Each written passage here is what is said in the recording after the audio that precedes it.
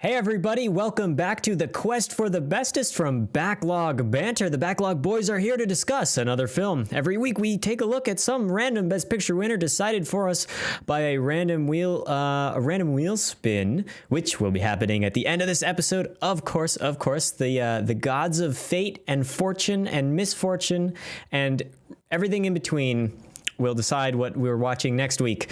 I'm Timo Nelson. You can call me The Voice. I'm joined by Tanner, the man of the people, Dykstra, Tucker, the arbiter of haste, what the hell's your last name? Hazel, and Abram, the arbiter of taste, Buhner. We're rocking off to the start. In case you don't know what movie we're talking about this week, which you probably don't, it's All About Eve from 1950, directed by Joseph L. Mankiewicz. So I kind of want to jump right in. We got to do our little housekeeping. Let's do our housekeeping, and then I just want to get right in. We're rolling fast. So last week, we talked about the film Grand Hotel from 1932 by Edmund Goulding with a bunch of famous actors, Greta Garbo, the Barrymore Bros, and some other people. And we thought it was a pretty good movie, but it kind of didn't, stack up against some of the real top ones. So it ended up at 12th place. So in between West Side Story and The French Connection. That's where it lays right now. So now I just want to, I'm steamrolling us right through this intro because I want to talk about this movie. Ladies and gentlemen, strap yourselves in. It's going to be a bumpy night. Let's talk about All About Eve. Super Barrymore Bros. I like to hold up one joke that I think of while Timo's doing the intro and do it much too late once he's done. So that's my one. Super Barrymore Bros. Thank you. Yeah. But you can shop for the rest of the night. Thank you. Tanner has done his duty. So this movie, someone want to give us a little synopsis of what it's about before we start it? Tucker, you do it. You've seen it twice. It's about Eve. Mostly about it. Mostly. Now, okay, now it's time to give our thoughts. Is enough. Well, fun fact is that honestly, it's not really about Eve. From my perspective, this is much more about the character that Bette Davis plays, Margot Channing, and the ways that Eve impacts her life. So Anne Baxter, this young woman who is obsessed with theater, she comes into the life of Bette Davis's character, Margot Channing, and slowly begins to overtake her acting career and infiltrate all the parts of her life, and it becomes a web of lies and deceit and planning from all sorts of different angles. There's a large supporting cast of people who are all involved with this, and in the end, Eve gets her due and wins an award, and that's really about it. And the cycle repeats. Yeah. It does. The film opens with her winning the award. That's not a spoiler. Yeah, and I think that's a great way to start this, that sort of overlapping narrative where you start at the end and then technically play the entire thing in a flashback. I thought that was really cool. Well, I think they stole that from Pulp Fiction, but That would make sense chronologically. yeah. I did hear that Joseph Mankiewicz was inspired by Quentin Tarantino. Time traveling Quent. So yeah, this I think it's a pretty interesting movie. It's about the theater, and they say the theater a lot, and then they make fun of people who say the theater. They're like, it's not the theater, It's pretty good. Well, who's it starring? It's got Bette Davis, Anne Baxter, George Sanders, Marilyn Monroe. We were a little excited to see her in this movie. She has a very minor role, and I think it's kind of funny to have her in this movie. When we get to there, we'll talk about it. That's something I just want to point out. It's not really a judgment on anything, just a little thought. So, but now we've talked about what it's about. Let's dive into the thoughts, the opinions, and building up to the ranking. That's what this whole show is. We just discuss and then we rank. I mean, it can't get any more simple than that. Well, I watched this with one Mr. Tucker Hazel. You may or may not be familiar with him. He had seen this film before, though, and he was very excited to watch me watch it. As is an avid fan of any film, they're ready to watch their friends watch it. And I don't know, I kind of had the twist of the whole thing pegged from the beginning. As soon as Eve is sort of like, she's read all these articles about her favorite people, and then she doesn't want to give the sob story, but you can tell that she wants to give the sob story about her origin story, and she does. I'm like, oh, she's manipulating them. She's like going to use them to leverage her own career. It's pretty clear what's happening here. So I don't know if that was supposed to be super clear from the beginning, or if I'm just a super adept film. You might bro be a knowledge super gatherer. adept film bro knowledge gatherer, because I didn't quite get it until a little later. I don't know, probably 30, 40 minutes later in the film. And then I started figuring it out. Not in that exact moment. So I did feel that the film was a bit of a slow burn when maybe it wasn't designed to be, which is never really a great look for a film. But it does have really great moments of like this heightened drama and like what's Margot's Margot's like coming to the realization of what's happening. Those are the best scenes. There's just not a lot of them because happens pretty quickly. The realization happens. Yeah, and then it sort of plateaus for a little bit into some things I wasn't entirely interested in. But I thought the performances were very solid. It's a very competently made film, and there were some interesting scenes throughout. So overall, I was a little underwhelmed because I was really maybe I had too much hype for this, but it was good just generally. There you go, Abram. What do you think? I think He's gonna smile on his face. That's never a good sign. It's never a good sign. All About Eve hits you in the head with the anvil of self-absorbed pretentiousness immediately through its dialogue, and it never stops. Interesting. Now, I think some of the themes of this film are interesting. I think they're telegraphed very quickly. I think you very quickly, like Tanner was saying, I immediately knew what was happening, which is an interesting core concept. But I just don't think that I left with anything other than the impression that this dialogue is written for the in-group. This is a film for the in-group to talk about. We're in the in-group, and here's the out-group. And I personally found it to be not that compelling, because here's the rub. Let me just expose myself as a fan of modern cinema. I'm a big La La Land fan, which is as pretentious and as self-indulgent as All About Eve is. But I think why I like that film is it layers on top other elements. You know, it's got beautiful cinematography. It's got really imaginative sequences. It's got those really catchy songs. For me, All About Eve was the pretentious dialogue, and it was this sort of commentary on Hollywood and commentary on theater, but I just felt like I was being hit in the head with it, and I wasn't especially compelled. Interesting. Tucker, do you have any thoughts on that before we get to me? Well, so one interesting thing I think about as the one of us who's seen this movie before, coming into it knowing the twist, and I remember the first time I watched it, I think over last summer, I didn't know, and I didn't really pick up on what was going on. But now going into it, I can see why you might have picked up on that a little bit earlier.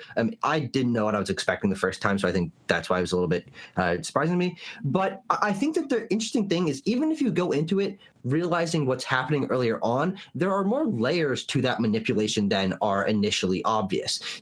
Tanner saying that, he feels like she just wants to doesn't want to tell a sob story, but then does and is manipulating. And then it turns out later on that she made up all of that. There's more layers to her manipulation that are revealed as it goes on, and her facade of this sweet young woman starts to crack as she sort of gets what she wants. And I told Tanner this as we started watching it, is I said this movie is one of my favorite movie villains of all time, which is Eve herself. I think that the way that she does play into the sweet role and overly, like, she hams up those moments, and she acts the shit over the actors and the directors. She subverts the acting role as coming in, and she plays the role beautifully until it ends up destroying her relationships. So I think that meta commentary on acting, overacting, and the deception weaved in between is so interesting that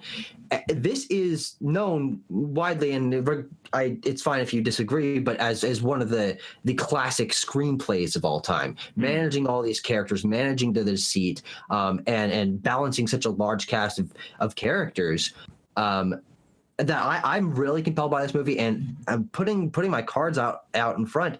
One of my favorite Best Picture winners. Okay. Wow. I would agree, Tucker, that with your bringing up the screenplay of it and how it's one and how it's regarded as a very good screenplay. To me, not only I gotta disagree with Abram on the dialogue, even though it seems pretentious and self-absorbed. It's so witty and just like it moves quickly, and it is always multi-layered. There's always more going on to what the people are saying than what they're just saying. And so when you level that with, like Tucker said, managing the characters and throwing this very interesting and crazy and winding story together, told from multiple perspectives, told in flashback, you shift around and there's lots and lots of characters. All these elements to me come together as like a good story. Like the script, I think, is just one of the greatest elements and what holds the film up, and in my opinion is probably what garnered it the Best Picture win. Yeah. I think I completely respect all of that, because it's a well written screenplay, right? If this is being acted out, I can see this being dissected. This feels English class to me, which is fine. It's witty and clever, but I want dialogue. No, but there's a clear difference between Shakespeare and trying to write dialogue people would actually say. And I didn't feel like any of this felt very organic. And because of that, it just became all about those themes and elements. And while I understand the sort of multi-layered deception she's pulling on, knock over a 3-story house or a 7-story house, it's still a house falling over. And that's kind of the way I felt. I think that extra twist of her making everything up is interesting. But if she's already a liar, there's a second punch there, but you're still being hit with the fact that she's deceiving everyone around her. So for me, I don't necessarily think the fact that because it's a more stacked lie, it's necessarily a more weighty one.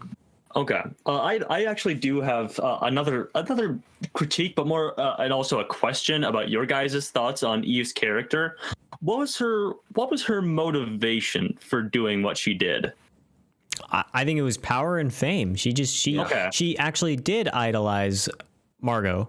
Well, actually, she says that. I mean, there's a whole sequence in which she's like, I hear them cheering, the applause. I hear them cheering out like, night after night, knowing thousands of people love you and love your interactions. She's sociopathic. She wants to be able to hold her power over people, and I think that is not quite obvious at first. As she becomes more drunk with power and drunk with the realization she can worm her way into the lives of all these people, and is a good actress. Like even in the context of being a liar, she is good at what she's doing. She starts snowballing that, and near the end, obviously, as you said earlier, she's drinking. She's Tucker. As you said earlier, she's such a good actress that she pulls the hood over all the other theater people. Actresses, yes. With her, I mean, you could make the argument that she's acting. The character is acting the whole movie, and it's never never really her. Well, I just wanted to reaffirm that, because I thought the who is she confronted by in like one of the almost final scenes? Is it the critic? Addison DeWitt. British accent. Yeah, DeWitt. Yep. He confronts her, and he decodes her motivation to be that she wanted to be with Bill, which I thought was a very weak character motivation, and I just wanted to reaffirm that it was more of that she wanted the fame and the money and the power. Else in regards to men. There's a subplot about romance in this film that I think we can get into, but like I guess the A plot is her quest for power and adoration. Okay. Her quest to be the bestest. Yeah, I just wanted to make sure that was like that was the initial motivation that she had, even though that wasn't the one that was given to us in the script. Because the one that was given to us in the script is A, weak character motivation, and B, like weird to point out if it is the minor character motivation. Well, which one are you talking about in the script? The one that he says, he's like, you just want to marry Bill or whatever. That's why you did all this. And I thought that was just a very strange. If it is the minor plot, the minor motivation, why is it pointed out? And if it was supposed to be like the first inclination that we got from her character, that's not good. I don't think her motivation is bad as long as you're reading the film through the lens of being bigger than being about Eve, which I think it pretty clearly wants you to, and it wants to be more so a commentary on the industry and commentary on what comes with it. So for me, I didn't feel that was weak because I don't think any of these characters, for me at least, at watching it, were more than a vehicle to sort of express these ideas. And I think that's the ideas that are probably most interesting and what kept me compelled, even when I think a lot of the other elements didn't work for me. So I would kind of disagree there. Yeah, I do think it's interesting. Talking more broadly about Eve's character, that how we were saying that she's actively deceiving these actors and these producers, these directors, by being earnest. She's pretending to be like nice and actually meaningful and helpful to people, and that juxtaposes and tricks these people who are jaded by working in Hollywood for so long, or the theater industry, whatever. It tricks them because they're not used to that, and that was really interesting to me, how she put on that persona to sort of like to deceive these people. Yeah, that's very interesting. So we've talked about Eve a little bit. I kind of want to shift the conversation to talking about the other leading woman in the film, Margot, and how I think one of the interesting points of the film that Tucker hinted at earlier is the confluence of these two characters, and how that adds to the reading of the film when you look at it as about more than just Eve. If we're gonna, we can't help but make puns about the title, right? So I think the title is intentionally it's tongue in cheek. It's ironic. Yeah. Because it isn't all about her, but it is sort of. She's related to everything. Everyone is thinking about Eve throughout the entire thing, and it all funnels down to Eve. But when you look at it from the top of the funnel, the top is this circle of people around her, and she's really at the bottom, because in all honesty, you don't get a lot about her. The things that she talks about with herself are lies. She's making those up to get people, or to get under people's skin and to get them to trust her. But what you do get is very personal, and I think realized interpersonal relationships and conflicts between the rest of the cast around her. You get the marital strifes between the two couples. You get the fact that the friends with Celeste Holmes' character Karen and Margot, they have some things together, and everyone has their own perspective pretty fully realized, where you don't know exactly whose side to go on whenever there's a conflict. They each have their motivations, and none of them are quite exactly in the right. And I think that really makes it interesting to sort of flow between each of these characters and realize that they're all sort of not telling the full truth to each other. And it really makes an engaging cast of side characters that I was always just like, I mean, each of them are so memorable and all so well played by their actors, actresses, that I think that, I don't know, it's not all about Eve. It's about everyone. Okay. I think I do want. Okay, sorry. Go ahead, Timo.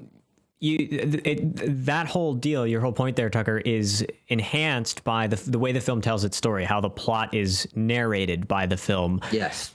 Beyond just literal narration. I mean, the narration helps that it shifts between characters, and it's cool to see that, and I think it works. But like also how the perspective shifts, the point of view of the film moves around throughout the runtime, and it highlights the bits so that all the motivations, and way more than all the other characters do. And that dramatic irony that the script gives you is what propels, I think, me to enjoy and want to find out more. Like, oh, what's going to happen? Like, ooh, who's coming out on top here? Who knows what? Oh, okay. Like trying to figure out the puzzle and connect all the pieces as I'm watching, beyond just being interested by Eve's story. It's figuring out what's going on with everyone else. Yeah, I do want to point out, I want to agree with Tucker on his point that the performances really sell this.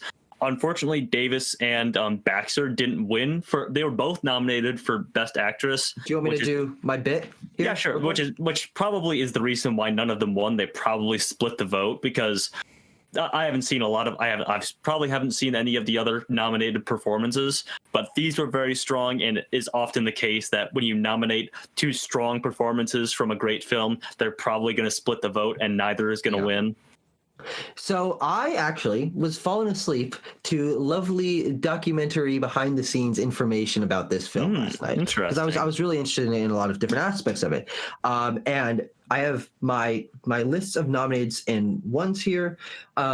This is tied, I think, 3-way for most nominations ever. 14 nominations. That's a lot of nominations. And how many did it win? I think that's basically every category. Yeah, especially in the 50s, 70 years ago, yeah. It was nominated for Best Actress for Bette Davis, Best Actress for Anne Baxter, Supporting Actress for Thelma Ritter, Supporting Actress for Celeste Holm, Original Score, Film Editing, Cinematography, Black and White, and Interior Design, which I presume is the production design category. Yeah. The score, Alfred Newman, a Hitchcock favorite, yes. Good score. Yeah, good score. One Best Picture, Sound Mixing, Adapted Screenplay, because this is based on a book. And it won Supporting Actor for George Sanders, who was playing Addison DeWitt, which I can give. I think that performance was the best. It was all right, I guess. Costume design, good costume design. Yeah, and best for Joseph L. Mankiewicz. Interesting. The interesting thing is that Anne Baxter pushed for herself to be considered Best Actress instead of Supporting Actress. She was originally going to be supporting, so she pushed for that, and I think 20th Century Fox actually put her up there as that, and the vote was split, and eventually later on she's like, I wish I hadn't done that because it pretty clearly would have gone to Bette Davis. She was method acting. She was still in the character of Eve. There's layers, bro. She's still manipulating. I mean, that's actually one of the things. Like, she's like, yeah, I'm still, or Eve is still stealing the light from Margot Channing, even in the real world, which is interesting because Margot Channing's character pretty much exactly mirrors Bette Davis's career at the time of this movie. Aging actress who's aging out of the roles, and Hollywood doesn't really want to cast her. She was a huge star back in the day, and this really revitalized her career coming back to this. So there's some interesting parallels of art imitating life and vice versa with this film. Yeah. When you're talking about performances, I want to talk about Marilyn Monroe real quick because, she's a well-known popular actor and model. Yeah. I believe that every second of this film that she's in, she steals the show. She's so good in the scene, in the party scene, and just like the way she's costumed and the way she looks compared to every other character. Honestly, it's cool, but it's a weird decision because to me, she just outshines everything and is in those scenes, compared to the other characters. And I mean, good for her, but does it really fit with the film? I don't know. I think you just have a crush on a woman who died decades ago. Yeah, that's probably the truth. I mean, it's a reasonable one to have a crush on. Yeah. Won't be the first. Yeah. I think what that speaks to is the fact that if the film is nothing else, is very smart. And I think it is a very smart choice to put Marilyn Monroe in such a small role, in such a deliberate role. And so I found myself being engaged by elements like that are clearly meticulously planned out. And even if I think that planning goes a little bit too far, it's rare that you find a film that does everything with a very clear purpose and sometimes a very subverting purpose. So I also really liked Marilyn Monroe. Mm-hmm. She's like the MGK of this movie, the Machine Gun Kelly of this movie. She just she's a well-known person who pops up in a very small supporting role. Which film are you referencing with Power? That? Project Power. Bird Box. Bird Box is the one. Project Power also works though. Okay. God, why did we bring that up during a Best Picture discussion? I don't know. Thank you, Tanner. I'm not really big on the history of this time, but I was Marilyn Monroe, like, she wasn't obviously the movie star that she was at this time. No, this was one of her earlier roles. She had a few starring roles, I think, but I mean, Some Like It Hot hadn't happened yet. 7-Year Itch hadn't happened yet, I don't think. Yeah. So what you're saying is that we're still waiting on MGK's big break. Sure. Oh my God. No. Let's get back to the movie. Okay. So, Well, what more do I have to say about it? I mean, I think the film is very solid in all its regards. I like the score. The score is very good. It doesn't, to me, shine too bright in scene. You know, it doesn't like take my attention away from what the film really wants me to be paying attention to, which is the dialogue. I think it's a very directed movie. It's everything in the frame. You know, in my film classes currently, all the rage is mise-en-scène. Every class that I'm in, like couple history and like everyone's talking about mise-en-scène right now. Mise-en-scène is very good in this film. Very pointed. Timo, would you mind defining that? I mean, obviously, I know what that is, but if you wouldn't mind defining it for the audience, perhaps. The mise-en-scène is literally everything that you can see in the frame, including the methods that you get from frame to frame. So the costume design, the way the characters look, the way the characters talk, the way they're dressed, the way all that means, you know, how they're positioned in the camera, how the camera moves, and then what all that ends up meaning for narrative and story. And the point being about mise-en-scène is that a lot of times films can just kind of let it be. They'll just, you know, it's there to make it believable. But when you start messing with it more and make it so that it's like a specific directed item that you work with, that is an element of praise to me. I'm thinking about the scene the first scene. It's just production design where Eve is giving her speech. Or actually, it might be at the end of the movie. She's giving her speech, and in the background of her, there's two pistols mounted on the wall, and she's standing in between them, and they're pointing at her. Nice. And it's like that you could just look at that and be like, oh, okay, well, cool set design. Like, I don't really quite get why there's pistols in this, like, you know, ballroom. And then you think about it some more, and you're like, oh, that's, you know, representative of the rest of the film and the rest of the story. Like, those pistols are everyone's pointing at, you know, everyone's ire. Much like the poster, in which there's a fucking like 40 arrows. I love that poster. The poster's so good. Oh, great poster. So I think there's a lot of aspects of this film that are very intentional, and even when they call intention to themselves, they do it in a way where it's like, look at me, I want to be seen. And to me, as a film appreciator, that's cool and it works, and it, you know, I know the language. So when I can read the things in the film language and I get a little bit more out of it than maybe if I didn't know what was going on, that's enjoyable as a viewer. Well, if we're doing some wrapping up of thoughts, your point about the pistols actually reminded me of a good joke that I'm going to segue into sort of a larger compliment of the film. The joke is when Bill and Margot are arguing, and they're arguing about like, oh, she's old, her career's almost done, and he's like, oh yeah, I forgot that you were in our American Cousin the night the Lincoln was shot. Yeah, it's a great joke. I like that joke a lot. But more broadly, I really enjoyed the back and forth that Bill and Margot had. The larger point that I think Davis and George Sanders is the actor. Yes. No, George Sanders and Addison DeWitt. You're talking about Gary Merrill. Okay. They got good chemistry. Oh, did they? Well, because of this movie, she divorced her husband and he married him because of this movie. Because they had such good chemistry on set. The chemistry was palpable. I mean, they really did have good chemistry. I mean, that back and forth is constant, like one line of great jokes, and we're sitting there like, oh man, this script is so tight, and just laughing our asses off. And it really points to the idea that like when you bring these two like entertainer big personalities together, even though they have that underlying care for each other and love for each other, their personalities and their quips and their wit can't help but get in the way of that. Mm-hmm. An argument for chemistry in actors. Yes. If you needed one beyond just that, it's good. Just like Bradley Cooper and Lady Gaga. Of course. Okay. Not manufactured at all.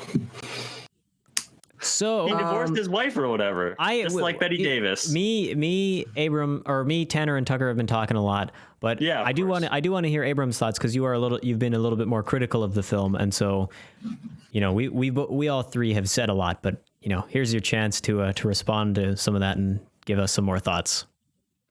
Well, none of you are wrong. Oh, okay.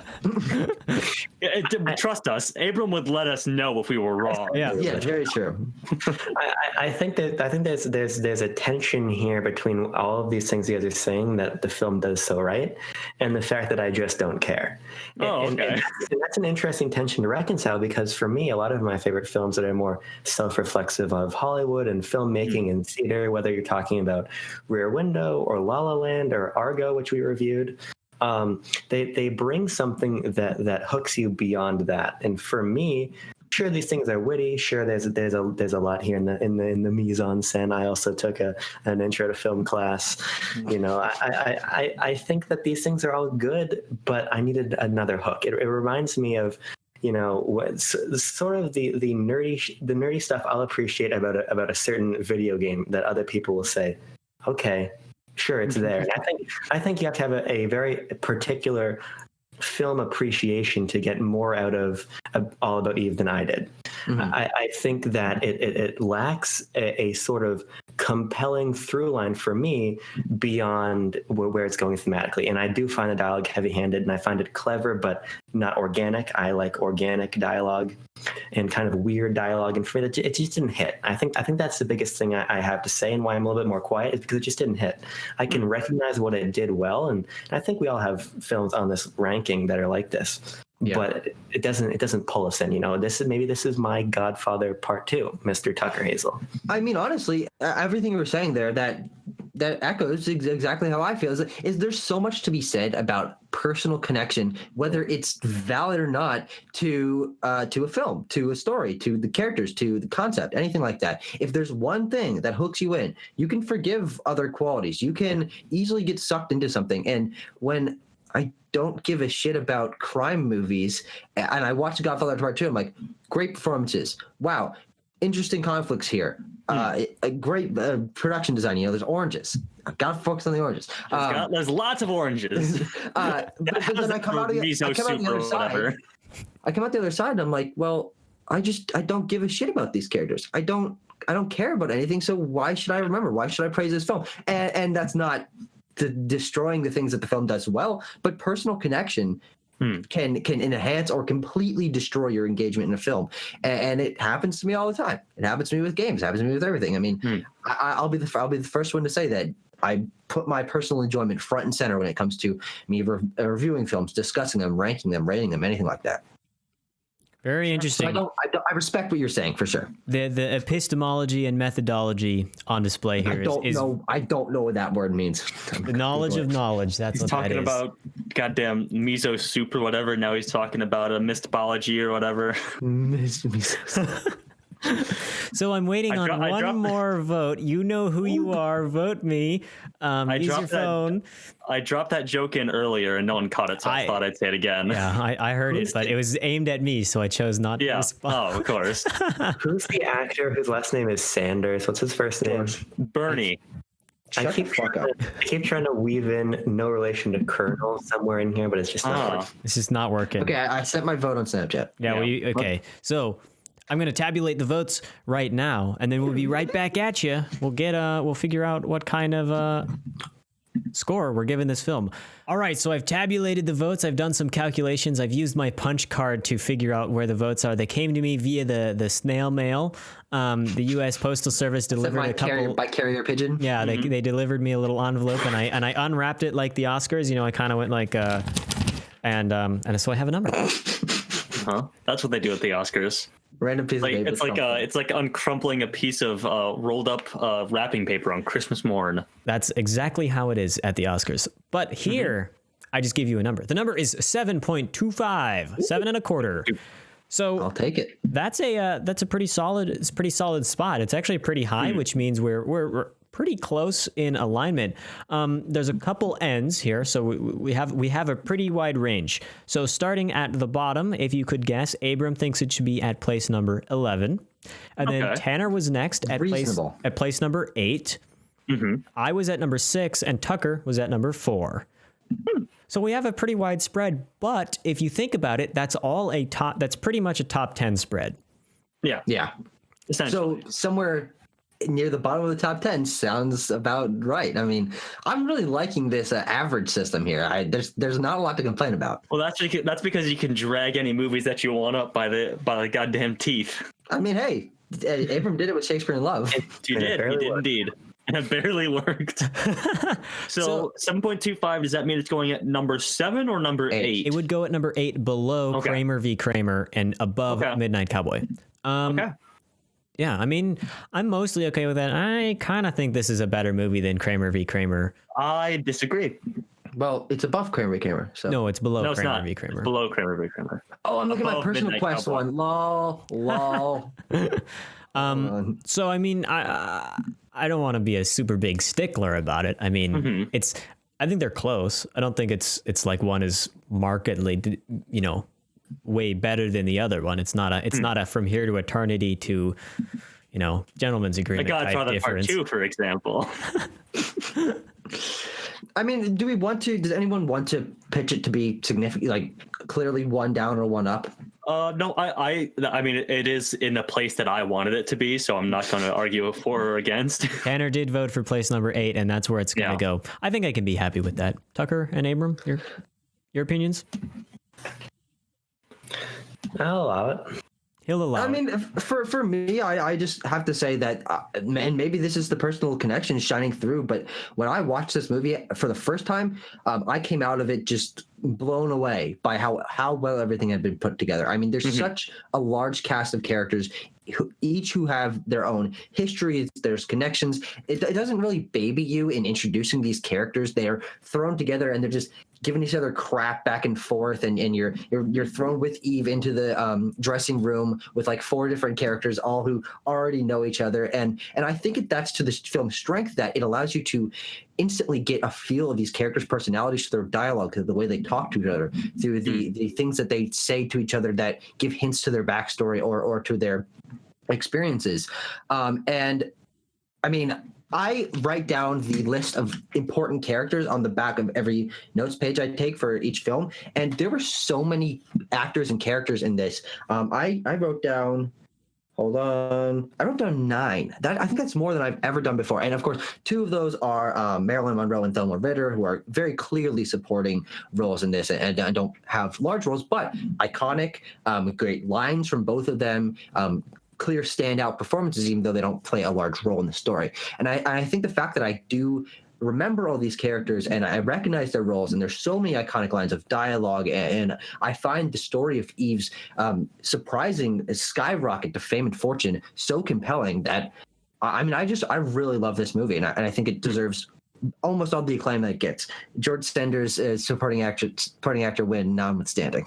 he did a good job, but I mean, he's all right. I thought he was I thought he was an interesting character, also being sort of an evil villain type character. Yeah, he was the critic, right? He was the. But even then, he's not like straight up a villain. Like other characters don't like. He's just like he criticizes them. Yeah, he's just super self-absorbed. In the beginning, he's like he gets introduced in the narration as like he's instrumental. He's instrumental to the theater as a whole.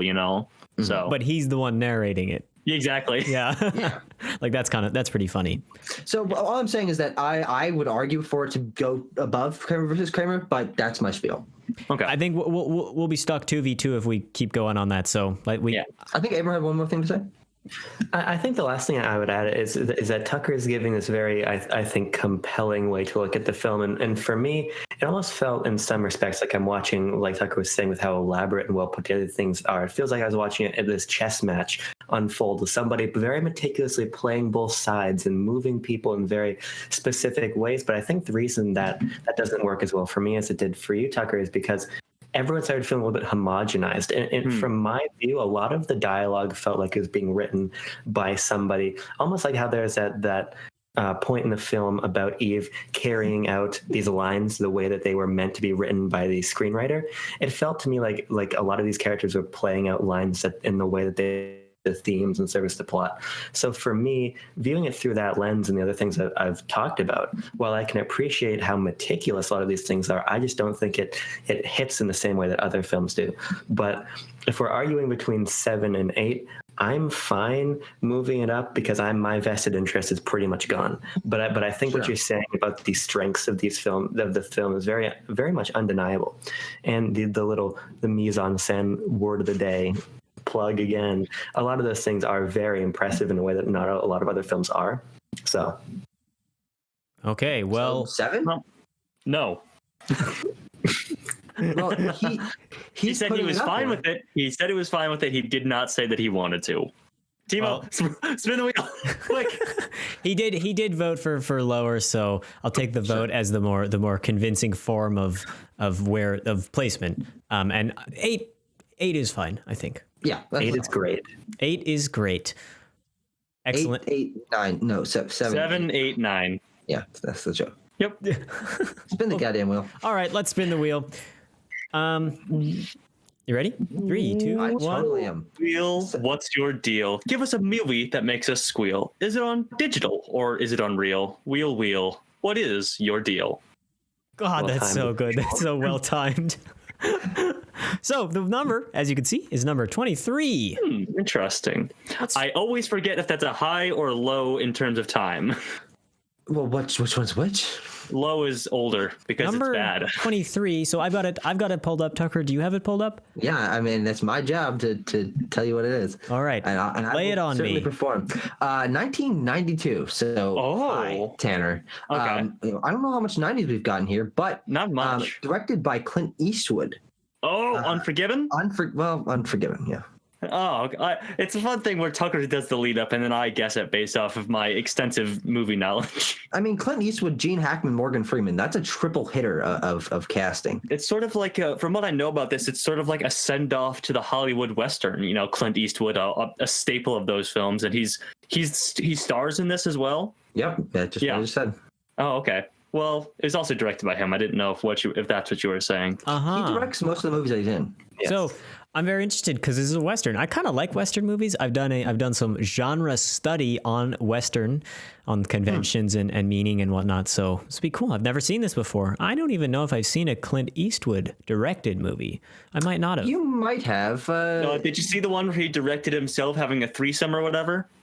The Mule? No, I didn't happen in the Mule because I've seen the Mule. He's really old. Yeah, but doesn't he have a threesome? I only know that because of the John Mulaney, Pete Davidson SNL bit. What? I have no idea what you're talking about. I've never seen. I don't think I've seen a directed by Clint Eastwood movie. I've seen him starring in films, of course, but. Well, regardless, I mean, it's going to be interesting to watch this. I mean, up there with crime is Westerns on genres that I'm not. It takes a lot for me to connect to one of them. I respect the good and bad and the ugly, but it took me 3 years to watch that movie. Of starting it, watching like the first 30 minutes and just being like, I don't give a shit. This is taking so long. But I like Clint Eastwood.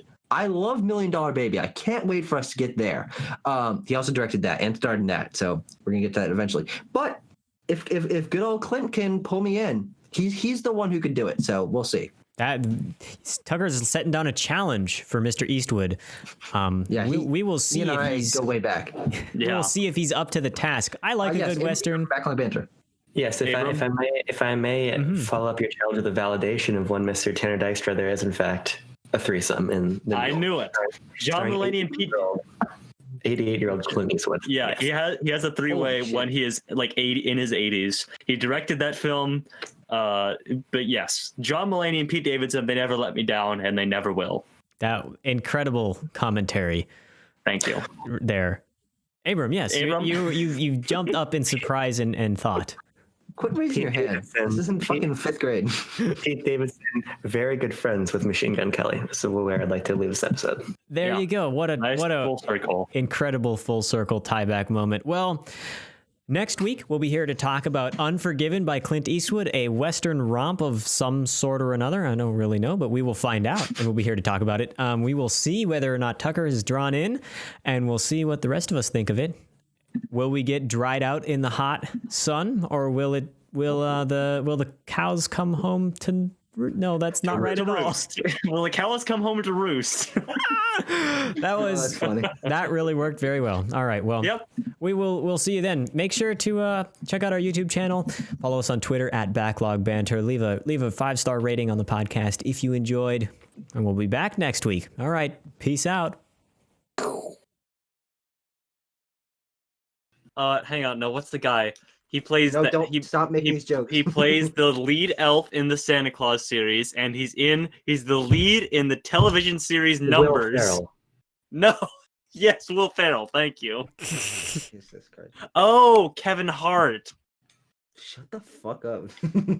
They were in Get Hard or whatever. Get Smart. Oh, Steve Carell. Book Smart. Oh, Caitlin Deaver. No, yes, God, yes. Oh, Natalie Natalia Dyer, excuse me. Oh, Bo Burnham. Tucker gets Get Hard in 8th grade confused very often. Get hard in 8th grade. Shit. Dude, I get hard Boom. in 8th grade.